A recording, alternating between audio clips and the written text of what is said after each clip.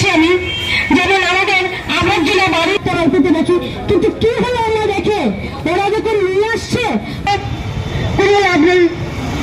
আমাদের গলি যেগুলি আছে বোর্ড নেই, অথচ প্রয়োজন নিয়মগুলো কি করে হচ্ছে, কি করে হবে? ছোট এলাকার নাগরিকদের আমি অনুরোধ করছি, আপনারা যে বর্ধিত কর আমাদের করে কি করেছে, ওরা মাধ্যমে আছে আমাদের সিদ্ধান্ত মেনে নিতে। আমি অনুরোধ করছি প্রত্যেক আগে বলেছি যে বিভিন্ন সংগঠন এবং বিভিন্ন রাজনৈতিক দল থেকে আজকে আমাদের এখানে এই ধরনায় যোগ রাখার জন্য আমরা তাকে আমাদের তরফ থেকে আন্তরিক কৃতজ্ঞতা এবং ধন্যবাদ জানাচ্ছি। আমাদের 40 সালের বক্তব্য শুনে নেব সংক্ষেপে। শ্রদ্ধা রেখেছেন, আমার আর বলার কিছু নাই।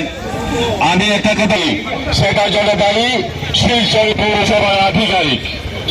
ওনার জন্য শিলচরে উত্তাল হয়ে পড়েছে, উনি নিজের ইচ্ছা মতো কাজ করে যাচ্ছেন। যিনি এই সিটে বসেছেন